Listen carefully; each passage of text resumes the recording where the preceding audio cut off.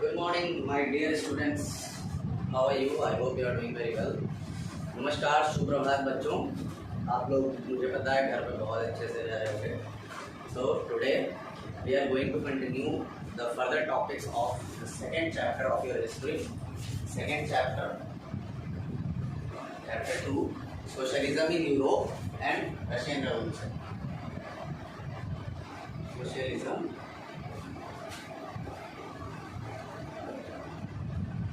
in Europe and Russian Revolution.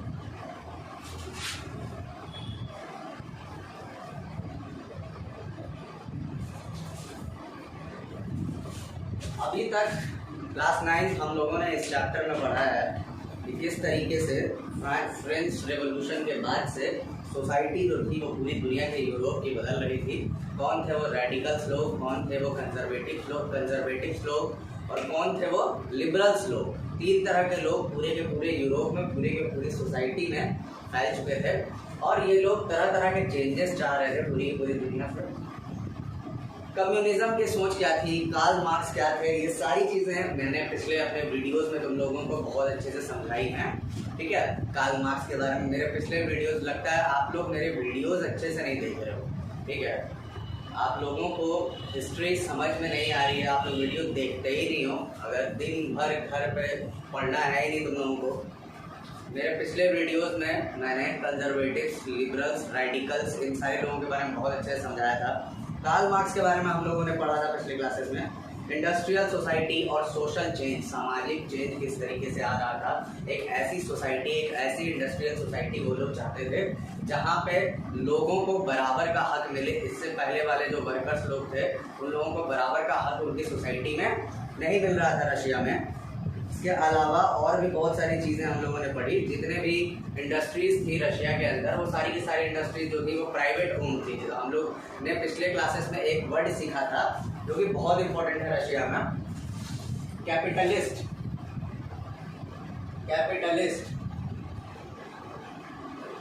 जिसको कहते हैं हम लोग पूंजीवाद, पूंजी। कैपिटलिस्ट उन लोगों को कहा जाता था जिनके पास पूंजी रहता था और जिसकी सारी फैक्ट्रीज हुआ करती थी।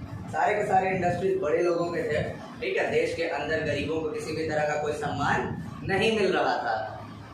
नेक्स्ट जो टॉपिक हम लोग पढ़े थे लास्ट क्लासेस में, coming of socialism in Europe. Socialism किस तरीके से यूरोप में आया, कौन कौन तरह के लोग थे जिन्होंने सोशलिज्म, समाजवाद को यूरोप में वो लोग लेके आए। समाजवाद मतलब ऐसा समाज जिसमें हर किसी को बराबर का हक मिले।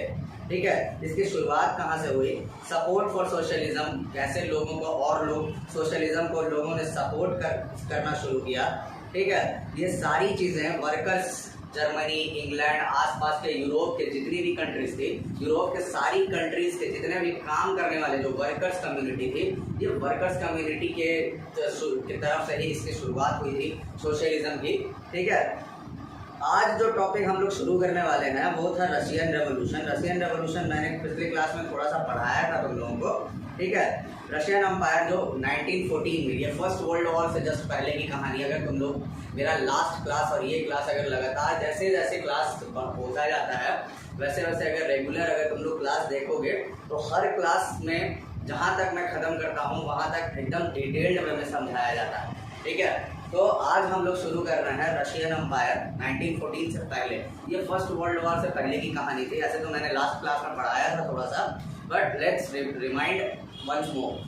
In 1914, Tsar Nicholas II ruled over Russia and his empire. Besides the territory around Moscow, the Russian Empire included current-day Finland, Latvia, Lithuania, Estonia, and parts of Poland, Ukraine, and Belarus. ठीक है, आज का जो Russia है, ठीक है, आज का जो रशिया है वो 1914 से पहले वाला जो रशिया वो वैसा नहीं था। जार निकोलस II के बारे में मैंने आप लोगों को बताया था पिछले क्लासेस में बच्चों। जार निकोलस II रशिया के राजा का नाम था। ठीक है, तो क्लास में मैंने बताया था। उसके रशिया के अलावा आसपास के बहुत सारे कंट्रीज पे रशिया का राज था, रशिया राजतंत्र था। जैसे कि कुछ पार्ट्स थे फिनलैंड के, लातविया के, लिथुआनिया के, ये सब कंट्रीज हैं जो रशिया के आसपास हुआ करते थे। इन सारे जगहों पे उनका राज था। ठीक है, रशिया के राजा का।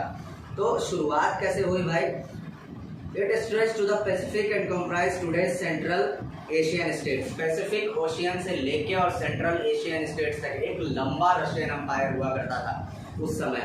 As well as Georgia, Armenia, Azerbaijan. Georgia, Armenia, Azerbaijan ये सब दूसरी कंट्रीज हैं जो कि उस समय रशिया का ही हिस्सा हुआ करते थे. ये जितने भी कंट्रीज हैं, अजरबैजान है, अर्मेनिया है, लिथुआनिया है, एस्टोनिया है, ये सारी कंट्रीज जो हैं ये रशिया और रशिया के आसपास में ही हैं. ठीक है, तो ये सारी कंट्रीज का पूरा रशियन एम्पायर का पूरा राजा का सारी कंट्रीज पे राज चलता था. ठीक है, मेजोरिटी रिलीजन जो था वो रशियन ऑर्थोडॉक्स क्रिश्चियनिटी था. पिछले क्लास में मैंने बताया था which had grown out the Greek Orthodox Church, but the empire also included Catholics, Protestants, Muslims and Buddhists. ठीक है, एम्पायर में कैथलिक्स भी थे, प्रोटेस्टेंट भी थे और क्रिश्चियन ऑर्थोडॉक्स क्रिश्चियंस के अलावा कैथलिक्स थे. ये सब क्रिश्चियनिटी के अलग अलग लोग हैं. ठीक है, क्रिश्चियन धर्म में भी जैसे कैसे होता है, मुस्लिम धर्म में होता है शिया और सुन्नी, उसी तरीके से क्रिश्चियनिटी धर्म में ऑर्थोडॉक्स क्रिश्चियंस, प्रोटेस्टेंट, कैथलिक्स ये लोग भी थे. ठीक है, इनके अलावा रशिया के अंदर मुस्लिम लोग भी रहा करते थे, बुद्धिस्ट लोग भी रहा करते थे. कई तरह के लोग रशिया में, एक वास्ट मेजोरिटी था रशिया का, कई तरह के लोग रशिया में रहा करते थे. इकोनॉमी एंड सोसाइटी, आज यहाँ से हम लोग शुरू करने वाले हैं. ठीक है, कैसा इकोनॉमी था रशिया के अंदर और सोसाइटी में किस तरीके के लोग थे जो वहाँ रहा करते थे. At the beginning of the 20th century, the vast majority of Russia's people were agriculturists. ये भी लास्ट क्लास हम लोगों ने पढ़ा था कि जैसे ही 20th सेंचुरी मतलब 1900 की जैसी शुरुआत हुई तो रशिया के अंदर जो सबसे ज़्यादा जो लोग हुआ करते थे, जो लार्ज पार्ट था वो एग्रीकल्चरलिस्ट थे. खेती बाड़ी, ठीक है, खेती बाड़ी वगैरह किया करते थे. उन लोगों की सारी इसी पे डिपेंडेंट थे. 85% रशियन एम्पायर के लोग जो थे वो खेती बाड़ी करते थे और अपनी जीवनचर्या एग्रीकल्चर के थ्रू ही बिताते थे. उन लोगों का सारा जो जिंदगी जीवन जो चल रहा था वो किस चीज़ पे डिपेंडेंट था. 85% लोगों का डिपेंड था एग्रीकल्चर पे. वो लोग एग्रीकल्चर पे अपनी जिंदगी बिताते थे. This proportion was higher than most European countries. और भी यूरोपियन कंट्रीज थी जैसे फ्रांस है, जर्मनी है, वहाँ पे इतना ज़्यादा नहीं था. फ्रांस में सिर्फ 40% लोग ही एग्रीकल्चर पर डिपेंड करते थे, जबकि जर्मनी में 50% लोग एग्रीकल्चर पर डिपेंड करते थे. लेकिन अगर हम लोग रशिया की बात करें तो कितने थे? 85% लोग जो थे वो एग्रीकल्चरलिस्ट थे. ठीक है, 85% लोग एग्रीकल्चरलिस्ट थे, लोग एग्रीकल्चर पर ही डिपेंडेंट थे. In the empire, cultivators produced for the market as well as for their own needs, and Russia was a major exporter of grain. ये लोग खुद के खाने के लिए और बाहर के देशों में बेचने वगैरह के लिए भी ये लोग पूरा का पूरा खेती बाड़ी करते थे. Industry was found in pockets. Industries, जितने भी बड़े बड़े इंडस्ट्रीज थे रशिया के अंदर वो सब के सब पॉकेट्स में थे. किसके पॉकेट्स में थे? बड़े बड़े लोगों के, कैपिटलिस्ट जिनकी हम लोग बात कर रहे थे. जितनी भी इंडस्ट्रीज थी वो कैपिटलिस्ट लोगों के पॉकेट्स में थी. Prominent industrial area were Saint Petersburg and Moscow. जो सबसे ज़्यादा ऐसा एरिया जहाँ पे ज़्यादा इंडस्ट्री था वो था एक शहर सेंट पीटर्सबर्ग और दूसरा शहर था मॉस्को. इन्हीं दो शहरों में रशिया का सारा लगभग इंडस्ट्रीज बेस्ट था. इसके अलावा और कुछ खास इंडस्ट्री नहीं था. Craftsmen undertook much of the production, but large factories existed alongside crafts workshops. Many factories were set up in 1890s when Russia's railway network was extended and foreign investment and industry increased. Russia का ज़्यादातर craftsman, हस्तकला काम करने वाले लोग जो थे वो लोग बहुत सारे तो थे हाथ से बनाए हुए, लेकिन इंडस्ट्रीज इतनी ज़्यादा हो गई थी रशिया में, मॉस्को सेंट पीटर्सबर्ग शहर के आसपास, कि इन लोगों की जो हाथ से बनाने वाले लोग हुआ करते थे, क्राफ्ट्समैन जो हस्तकला बनाते थे, उनकी ज़िंदगी अच्छी नहीं रह गई थी. इसके अलावा बहुत सारे इंडस्ट्रीज जो थे रशिया के अंदर वो 1890s मतलब 20th सेंचुरी की शुरुआत होने से पहले बहुत सारे इंडस्ट्रीज सेटअप किए गए थे. इसके अलावा ये क्यों सेटअप किए गए थे भाई? क्योंकि पूरी यूरोप में, पूरे रशिया के अंदर रेलवे लाइन्स बिछ रही थी. ठीक है, रेलवे लाइन्स बिछ रहा था, उसके लिए कोल प्रोडक्शन होता था और कोल को लाना ले जाना उसके लिए बहुत ज़रूरी था इंडस्ट्रीज में. और इसके लिए doubled the iron steel input equipped by the 1900 some areas of factories working craftsman were almost equal in number. ठीक है, 1900 तक आप 1894 में बहुत सारे इंडस्ट्रीज सेटअप किए गए थे. ठीक है, लेकिन 1900 आते आते तक जितने हाथ से बनाने वाले लोग थे और जितने रशिया के अंदर जो काम करने वाले लोग थे ये लगभग इक्वल हो गए थे इंडस्ट्री के अंदर और हाथ से बनाने वाले लोग. सबसे बड़ी बात ये थी कि रशिया में जैसे जैसे समय गुजर रहा था वैसे वैसे आयरन और स्टील का डिमांड बढ़ रहा था. ठीक है, तो आयरन और स्टील कहाँ बनता है भाई? तो बड़े बड़े इंडस्ट्रीज में. इसके बहुत बड़े बड़े इंडस्ट्रीज होते हैं. तो उन आयरन और स्टील के लिए रशिया में प्रोडक्शन जैसे जैसे बढ़ रहा था वैसे वैसे लोग भी बहुत ज़्यादा इंडस्ट्रीज में घुस रहे थे, काम करने वाले लोग बढ़ रहे थे, इसलिए लगभग ये इक्वल हो गया था। Most industry was the private property of industrialist. Government supervise large factories to ensure minimum wages and limited hours of work, but the factory inspectors could not prevent rules from being broken.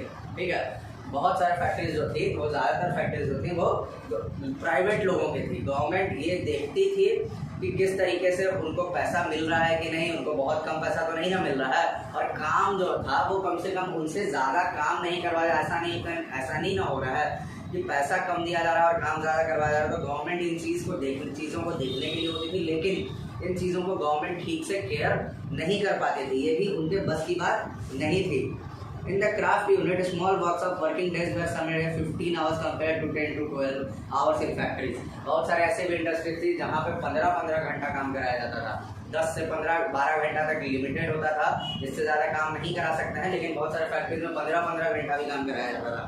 इसके अलावा accommodation varied from rooms to dormitories. Accommodation, रहने का जगह, उन लोगों को न रहने का अच्छा लगा। वर्कर्स की हालत रशिया के अंदर इस समय तक बहुत खराब थी। Workers were divided social groups strong links with the villages. Workers अलग अलग थे, उनका कुछ लोगों का गाँव से लिंक था, कुछ लोग शहर आके बस गए थे, सारे के सारे वर्कर्स अलग अलग कम्युनिटी के थे। मील वर्कर जो था, एक सेंट पीटर्सबर्ग का mill worker considered themselves aristocrats among the workers. और मील वर्कर्स, मील में काम करने वाले जो मजदूर हुआ करते थे, वो खुद को सबसे ऊंचे जाति के वर्कर समझते थे, मतलब पैसे वाले worker. They feel that they were the money makers of the mills and industries. Okay, इसके अलावा metal workers, their occupation demanded more training and skill. Women, महिलाओं की क्या स्थिति थी भाई? महिलाएं 31% थी फैक्ट्रीज में 1914 तक। जो महिलाओं का जो लेबर था वो कितना था 1914 तक? 31% वुमेन जो थी वो रशिया में काम किया करती थी। इनके अलावा इन लोगों को पैसे बहुत कम मिला करते थे रशिया में, जितने मिलते थे मेन लोगों को उतने महिलाओं को पैसे नहीं मिला करते थे रशिया के अंदर। इसके अलावा वर्कर्स ने अपने अपने एसोसिएशंस बनाना शुरू कर दिए थे। बहुत सारे वर्कर्स जो थे वो अनएम्प्लॉयड हो गए थे, अनएम्प्लॉयमेंट बढ़ रहा था। Divisions among workers showed themselves in dress manners too. अलग अलग तरह के वर्कर्स, अलग अलग तरह का बंटवारा। कोई भी वर्कर जो था वो एक लेवल का नहीं था। कोई ऐसा वर्कर था जो बहुत पैसा कमाता था, कोई ऐसा वर्कर था जो बहुत कम पैसा कमाता था। सैलरी सबका अलग अलग था। जैसा मैंने तुम लोगों को बताया कि रहने का जगह, एकोमोडेशन लोगों का इक्वल नहीं था, हर किसी को अलग अलग सुविधाएं मिलती थी रशिया के अंदर। Some workers formed associations to help members in times of unemployment. कुछ वर्कर्स ने ऐसा भी किया था कि एक एसोसिएशन बना लिया था कि जो बेरोजगार हैं, जिन वर्कर्स को काम नहीं मिल रहा है, उन वर्कर्स की हम मदद करेंगे और उनके लिए वो काम खोजा करते थे। ऐसे भी कुछ लोग थे। Despite divisions, workers did unite to strike work when disagreed employers about dismissals or work conditions. इतना सारा डिफरेंसेस होने के बावजूद ये सारे के सारे वर्कर्स जो थे वो एकता थे। इन लोगों के बीच में काफी एकता थी। अगर किसी तरह का कोई गलत होता था देश के अंदर, तो ये लोग सारे के सारे एक साथ काम बंद करने में 1 मिनट भी नहीं सकते थे, स्ट्राइक पे चले जाना। ठीक है, ये इन लोगों के लिए बहुत आसान था और सारे लोग मिल के ही ऐसा वाला स्ट्राइक्स वगैरह किया करते थे। जैसे this strikes took place frequently in textile industries during 1896-97 and in the metal industry during 1902। ये सारे ऐसे वाले स्ट्राइक्स जो थे वो होते रहते थे। जैसे कि 1896-97 में बता रहा है कि कॉटन टेक्सटाइल इंडस्ट्री, कपड़े के इंडस्ट्री में ऐसे वाले 1897 में ऐसे वाले स्ट्राइक्स होते रहे हैं। इसके अलावा 1902 में बहुत सारे मेटल इंडस्ट्रीज में भी ऐसे वाले स्ट्राइक्स होते रहे थे। इसके अलावा in the country side peasants cultivated most of the land but the nobility, the crown and Orthodox church owned large properties. गाँव की हालत बहुत खराब, बहुत अच्छी नहीं थी। ठीक है, बहुत सारा लैंड जो था किसानों के हाथ में तो था, लेकिन बहुत सारी जमीनें किनके हाथ में होती थी? वो काम करने वाले किसान होते थे, लेकिन वो जमीनों पे राज किनका चलता था? वही नोबिलिटी। जैसा कि हम लोगों ने फ्रेंच रेवोल्यूशन में पढ़ा है कि नोबल्स और क्लर्जी के हाथ में बहुत सारे जमीन होना और अनऑर्थोडॉक्स चर्च। ऑर्थोडॉक्स का मतलब होता है रूढ़िवादी। ऑर्थोडॉक्स का मतलब होता है रूढ़िवादी, रूढ़िवाद मतलब पुराना।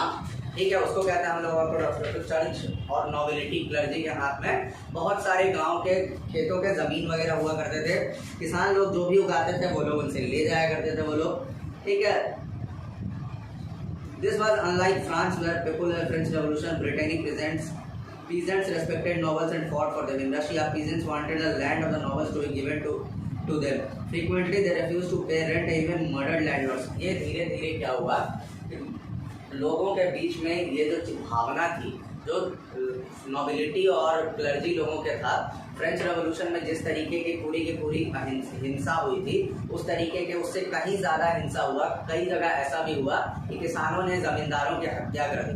ठीक है, ये लोग वायलेंट हो गए थे समय के साथ, जैसा जैसे समय गुजर रहा था। इन 1902 this occurred on a large scale in South Russia and in 1905 some incident took place in all over Russia। 1902 तक बहुत सारे जगहों पे ऐसे वाले इंसिडेंट सुनने को मिले जिसमें लैंडलॉर्ड्स, जमींदार लोगों को पीजेंट्स लोग, किसान लोगों ने मार दिया। 1905 ये साउथ रशिया में बहुत सारे इंसिडेंट्स हुए थे 1902 तक, लेकिन 1905 तक कंट्री के बहुत सारे पार्ट में ऐसे वाले होने लगे हाथ से।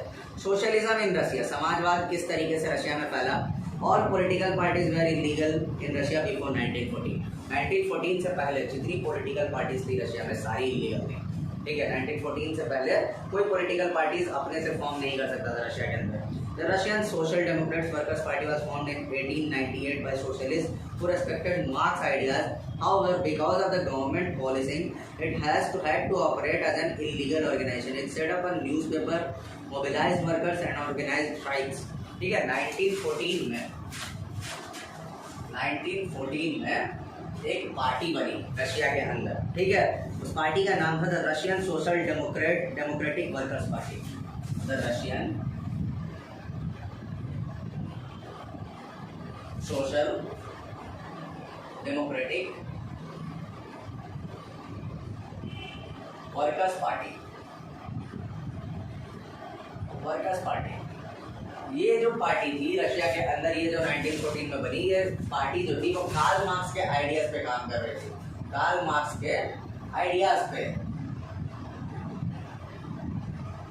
मतलब कम्युनिज्म के आइडिया पे ये पार्टी कम्युनिज्म के आइडिया पे काम कर रही थी। सबसे बड़ी बात ये थी कि ये जो पार्टी थी,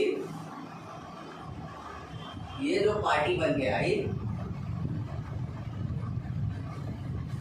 ये जो पार्टी बन के आई 1914 में, इस समय तक रशिया में किसी भी तरह किसी पॉलिटिकल पार्टी का बनाना अलाउ नहीं था रशिया के अंदर। तो ये जो पार्टी थी ये पीछे से, पर्दे के पीछे से काम करती थी। इन लोगों ने अनाउंस नहीं किया, इन लोगों ने पूरा रशिया में एक गवर्नमेंट का जो पॉलिसी था उसको इन्होंने माना और इसके हिसाब से ये लोग इलीगल तरीके से, मतलब गैर कानूनी तरीके से इन लोगों ने अपने ऑर्गेनाइजेशन को चलाना शुरू किया। इनकी शुरुआत न्यूज़पेपर से हुई। इस पार्टी की शुरुआत न्यूज़पेपर से हुई। न्यूज़पेपर इन लोगों का अपना न्यूज़पेपर होता था, mobilised workers and organised strikes. तो कैसे काम करते थे ये लोग वर्कर्स को इकट्ठा करते थे। वर्कर्स के दिमाग में ये सब चीज़ें, ये सोच, ये जो आइडिया था कम्युनिज्म का आइडिया, जो पिछले क्लासेस में मैंने आप लोगों को बहुत अच्छे से समझाया है, तो इस कम्युनिज्म के आइडिया को वर्कर्स और स्ट्राइक्स वगैरह के हर कैसे लोगों के दिमाग में बैठे कि कम्युनिज्म क्या है और कम्युनिज्म के आइडिया क्या है। जैसे जिस तरीके से वर्कर्स को प्रॉफिट शेयर मिलना चाहिए हर जगह, उसी तरीके से कम्युनिज्म के आइडिया को इस तरीके से इन लोगों ने देश के अंदर फैलाना शुरू किया। Some Russian socialists felt like Russian peasants' custom of dividing land periodically made them mutual socialists. So peasants, not workers, would be the main force of the revolution, and Russia could become socialist more quickly than other countries. कुछ Russian socialist, कुछ Russian Samajwadi ये भी सोचते थे, उन लोगों को ये भी लगता था कि रशिया के किसान जो हैं वो इस लैंड के जो पॉलिसी थी इसको ठीक तरीके से ये लोग लागू नहीं कर पाएंगे। और रशिया की जो कम्युनिज्म, जो ये जो पार्टी है सोशलिस्ट पार्टी, ये पूरे तरीके से वर्कर्स के लिए काम करती है। ठीक है, और वर्कर्स पे टोटली ध्यान दे सकती है और वर्कर्स ही मेन फोर्स है इस सोशलिज्म के रेवोल्यूशन का। काम करने वाले मजदूर जो हैं वही मेन इसका फोर्स हो सकते हैं। They formed the Socialist Revolutionary Party in 1900. This party struggled for peasants' rights and demanded the land belonging to nobles.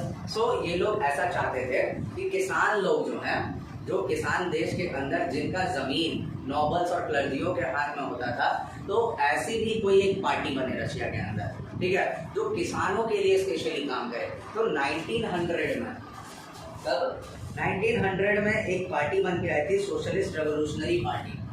1900 में सोशलिस्ट रेवोल्यूशनरी पार्टी।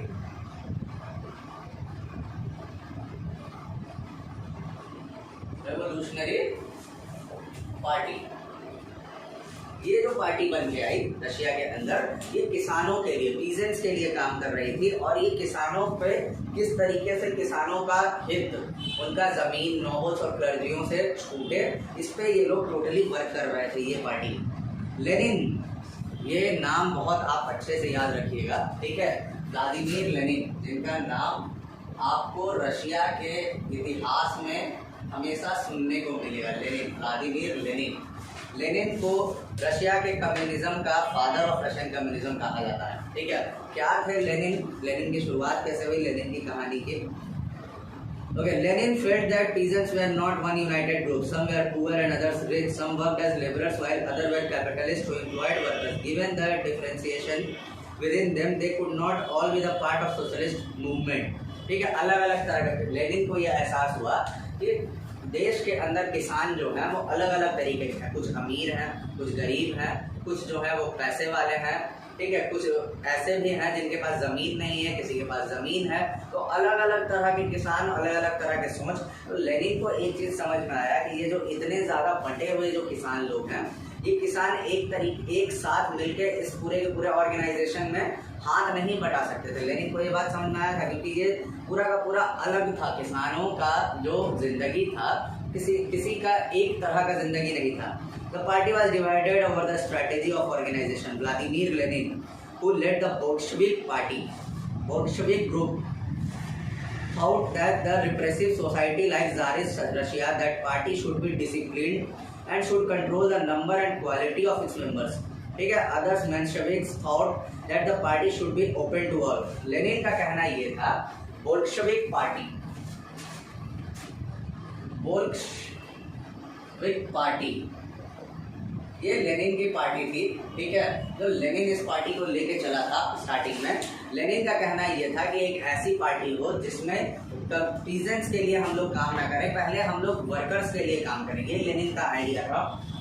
लेकिन इस पार्टी में और भी लोग थे जिन्होंने अलग पार्टियां बनाई थी, जैसे कि मेंशेविक्स, जो उसमें जो लोग थे उन्होंने एक चीज़ ये डिसाइड किया कि रशिया के अंदर ऐसी पार्टी होनी चाहिए जिसमें हर तरह के लोगों का, मतलब ये पूरा एक, जितनी भी पार्टियां बन रही थी रशिया के अंदर, जो किसानों के लिए काम कर रही थी, ठीक है, जो वर्कर्स के लिए काम कर रही थी, हर वो जितनी भी पार्टी थी वो पूरे तरीके से एक सोशलिस्ट पार्टी थी। एक ऐसा समाज का रचना हो रहा था रशिया के अंदर, और सोशलिज्म को किस तरीके से लोग देख रहे थे रशिया के अंदर। लेनिन एक ऐसी पार्टी चाहता था जो सिर्फ और सिर्फ वर्कर्स के लिए काम करे, ठीक है।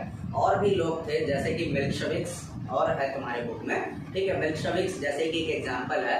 और भी जितने भी पॉलिटिकल पार्टी थी, वो लोग ऐसी पार्टी चाहते थे जिसमें हर तरह के लोगों को बराबर हक मिले, हर तरह के लोग अपने प्रॉब्लम्स को आके हमारे सामने रख सकें। ये पूरा का पूरा चीज़ था। जब party was divided over the strategy of organisation, party पूरे तरीके से किस तरीके डिवाइडेड हो चुकी थी कि पार्टी का काम करने का तरीका क्या होगा, ठीक है। अ ट्रिब्यूलेंट टाइम, 1905 रेवोल्यूशन। एक ट्रिब्यूलेंट का मतलब होता है एक ऐसा समय जो कि पूरे के पूरे देश को उथल पुथल करके रख दे, ठीक है, विपदा का समय, ठीक है। Excuse me.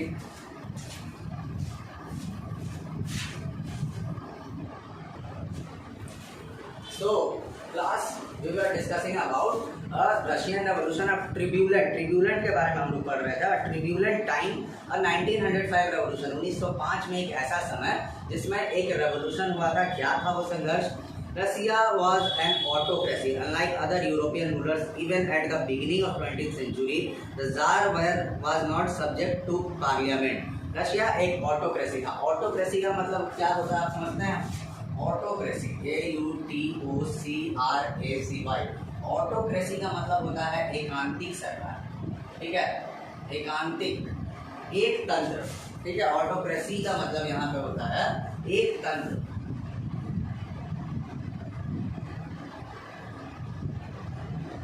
एक तंत्र, ये आपको बहुत बार सुनने को आगे भविष्य में मिलेगा। होता क्या ये एक तंत्र? एक ऐसा सिस्टम, डेमोक्रेसी सुना है आपने, ठीक है, डेमोक्रेसी का मतलब होता है लोकतंत्र, ठीक है, जहाँ लोगों का राज होता है।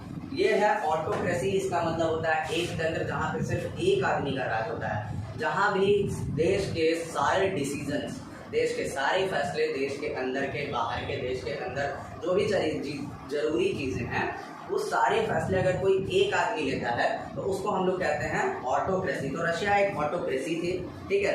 इसके अलावा अगर यूरोपियन रूलर्स और भी यूरोप के जितने भी रूलर्स थे आसपास में, 1914 की कहानी बता रहा है ये, 20वीं सेंचुरी की शुरुआत की, जहाँ पे दुनिया के बहुत सारे जगह पे डेमोक्रेसी आ चुका था, लेकिन रशिया में अनलाइक रूलर्स ऐसा कुछ नहीं था। वहाँ पे किसी भी तरह कोई पार्लियामेंट नहीं था। Liberals in Russia campaigned to end this state of affairs, लेकिन लिबरल्स लोगों के बारे में हम लोगों ने पढ़ा था। लिबरल्स किसको कहते हैं? तो लिबरल्स उन लोगों को कहते हैं जो चेंज में बिलीव करते हैं, बदलाव में। तो लिबरल्स, रशिया के अंदर के जो लिबरल्स थे, उन लोगों ने इसके लिए काम करना बहुत पहले से शुरू कर दिया था कि इसको कैसे बदला जाए। Together with the social democrats and socialist revolutionaries, they worked with peasants and workers during the revolution of 1905 to demand a constitution. They were supported in the empire by nationalists in Poland, for instance, and in Muslim-dominated areas of jihadists who wanted modernized Islam to lead their societies.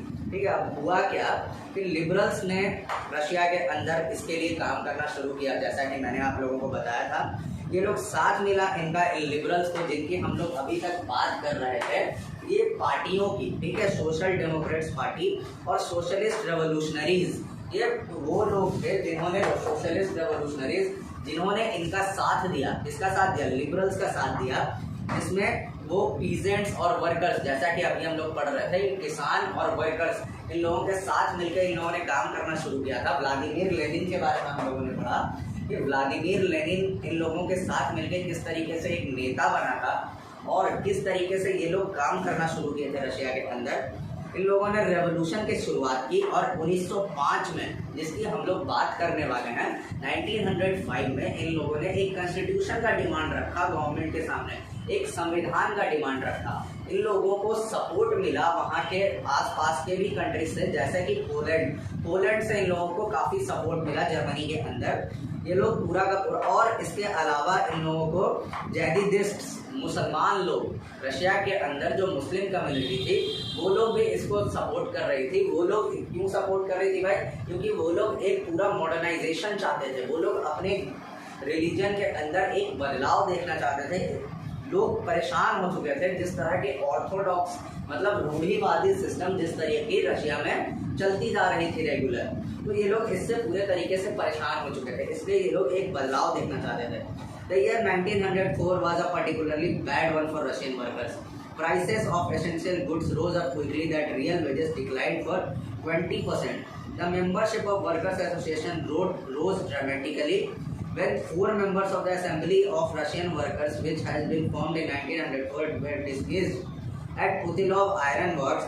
They were called for an industrial action. Over the next few days, over 110,000 workers in St. Petersburg went on strike, demanding a reduction of the working day to 8 hours, an increase in wages and improvement in working conditions. हुआ क्या? 1904 के अंदर एक बहुत बुरा condition आया Russia के workers लोगों के लिए। क्या हुआ था भाई? प्राइसेस जो थे वो बढ़ गए थे, जितने भी एसेंशियल गुड्स थी, जो जरूरी सामान थे, उनके प्राइसेस बढ़ गए थे और रियल वेजेस, जो असली दाम था, वो पूरा का पूरा घट गया था। देश के अंदर महंगाई जो थी वो पूरे तरीके से बढ़ गई थी और इसकी हालत इतनी ज़्यादा खराब हो गई थी कि मेंबर्स, जो वर्कर्स एसोसिएशन की हालत जो थी, जो काम करने वाले जो मजदूर थे, उनके जीवन पूरे तरीके से खराब हो गए थे। एक और इंसिडेंट हुआ था 1904 में, ठीक है, Russian assembly of Russian workers, जहाँ पे एक पूरा रशियन वर्कर्स का एक एसोसिएशन हुआ करता था, उसमें से बहुत सारे लोगों को, बहुत सारे इंडस्ट्रीज से करीब 1,10,000 लोगों को निकाल दिया गया था। ठीक है, 1,10,000 पूरा का पूरा ये एक इंडस्ट्रियल एक्शन था। देश के अंदर इतना महंगाई बढ़ गई थी कि इंडस्ट्रीज जो थी वो इतने वर्कर्स को एक साथ नहीं रख पा रही थी, तो बहुत सारे लोगों का छटनी हुआ था रशिया के अंदर। इससे क्या हुआ कि 1,10,000 वर्कर्स जो कि सेंट पीटर्सबर्ग शहर के अंदर थे, जो काम करने वाले मजदूर, ये लोग स्ट्राइक पे चले गए। ठीक है, क्या किस लिए स्ट्राइक पे? इनका डिमांड क्या था भाई? इस पे बात पे गौर कीजिएगा कि वर्किंग डेज को 8 घंटा किया जाए। काम करने का जो समय है उसको घटा के 8 घंटा जो मिनिमम है उसको किया जाए। इसके अलावा इम्प्रूवमेंट एंड वर्किंग कंडीशंस, कुछ बड़ा उन लोगों में कुछ इम्प्रूवमेंट रहन सहन के तरीके, खानों में, और वर्किंग कंडीशन जो काम करने का जो उनका तरीका है उसमें कुछ बदलाव किया जाए। ये पूरा का पूरा डिमांड था उन वर्कर्स का। When the procession of workers led by Father Gapon reached the Winter Palace, it was attacked by the police and the Cossacks। जब ये पूरा का पूरा इन लोगों ने स्ट्राइक शुरू किया तो इन लोगों ने एक पूरा प्रोसेशन निकाला शहर के अंदर, और प्रोसेशन लेके ये लोग चले गए, बढ़ रहे थे ये लोग आगे जार के, राजा के महल के तरफ। रास्ते में हुआ क्या, फादर गपोन जो इन लोगों को लेके आगे बढ़ रहे थे वर्कर्स कम्युनिटी को, जब ये लोग विंटर पैलेस वो जगह है जहाँ पे रशिया के राजा रहा करते हैं, ठीक है, रहा करते थे, जार निकोलस II का घर था वो। तो विंटर पैलेस जब ये पहुंचे तो इन लोगों पर पुलिस ने अटैक किया, ठीक है, over known by a bloody Sunday. Over 100 workers were killed and about 300 wounded. उस दिन हुआ क्या था कि 100 वर्कर्स के लमसम में लोग वर्कर्स जो थे वो मारे गए थे, और 300 वर्कर्स जो पुलिस ने जो अटैक किया था उसके लिए, उसके बाद उससे ये हुआ था, 100 लोग मारे गए थे, 300 लोग घायल हो गए थे। ये पूरी की पूरी स्थिति हुई थी रशिया के अंदर। इस इंसिडेंट को ब्लडी संडे भी कहा जाता है। क्या कहा जाता है? Bloody Sunday. Remember, this is very important, bloody Sunday. इस इंसिडेंट को ब्लडी संडे भी कहा जाता है। क्यों कहा जाता था भाई ब्लडी संडे? तो bloody Sunday started a series of events that became known as the 1905 revolutions.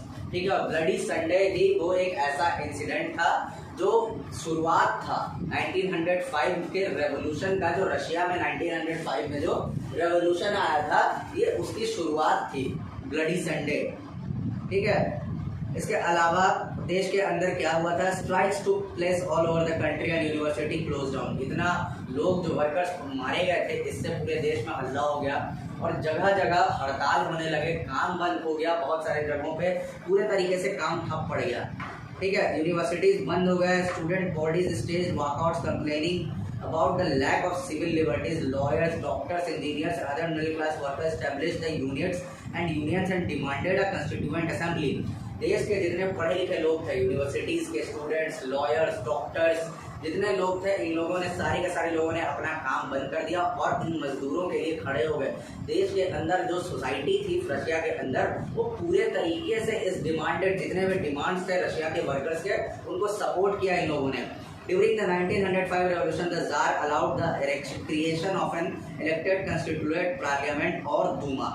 1905 में ये रेवोल्यूशन इतना बढ़ने लगा कि 1905 में जो जार निकोलस II थे उन्होंने परमिशन दे दिया कि आप पार्लियामेंट, ठीक है, आप उनको हार मान गए और इन रेवोल्यूशनरीज का जीत हुआ और देश के अंदर एक पार्लियामेंट एक रशियन पार्लियामेंट का निर्माण हुआ जिसको दूमा कहा जाता है, DUMA, दूमा। ये है क्या भाई? दूमा एक रशियन पार्लियामेंट को कहा जाता है। ठीक है,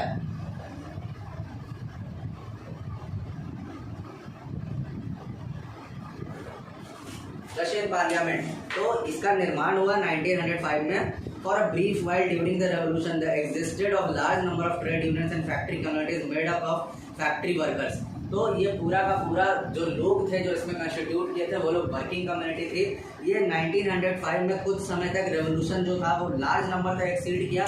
ट्रेड यूनियंस से शुरुआत हुई, छोटे वर्कर से शुरुआत हुई और ट्रेड यूनियन, बड़े बड़े व्यापार यूनियन ने इसको सपोर्ट किया पूरे तरीके से। After 1905, most communities and unions worked unofficially since they were declared illegal. 1905 के बाद जितने भी कम्युनिटीज थी और यूनियंस थी ये लोग अनऑफिशियली काम कर रही थी। ठीक है, 1905 ये पूरे तरीके से इन लोगों को काम करने का छूट नहीं था। After 1905 the Tsar dismissed the first Duma within 75 days and re-elected second Duma within the 3 months.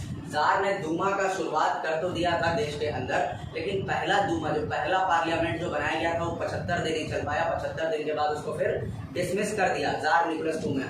फिर एक पार्लियामेंट बना जो कि 3 महीना चला रशिया के अंदर। It did not want any questioning of the authority and reduction in his power. Tsar Nicholas II ने पार्लियामेंट बनाने का अलाउंस तो कर दिया था, लेकिन ये किसी भी तरीके से कोई बदलाव, कोई चेंज नहीं चाहते थे। वो एक दिखावटी पार्लियामेंट था, ठीक है, आगे आएगा, ठीक है। और रशियन एम्पायर किस तरीके से बना, तो यही यहाँ तक 1905 तक यही हुआ था।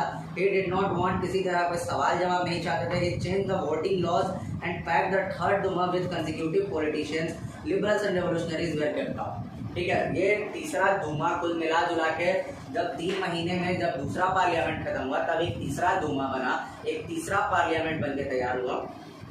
और जार निकोलस II जो थे वो इस समय तक किसी भी तरह के कोई लिबरल्स या किसी भी तरह किसी रेवोल्यूशनरीज को ये परमिशन नहीं दिए थे कि देश के अंदर आप किसी भी तरह का कोई चहल पहल कर सकते। मतलब टोटली एक पार्लियामेंट बनाने का उन्होंने उपाय तो दिया था, एक पार्लियामेंट बना तो था देश के अंदर, लेकिन अभी भी वो पूरे तरीके से ठीक ढंग से इंडिपेंडेंट तरीके से, आज़ाद तरीके से काम नहीं कर पा रहा था। अभी तक राजा का ही हस्तक्षेप था देश के अंदर। ये 1905 और फर्स्ट वर्ल्ड वॉर से पहले की कहानी है।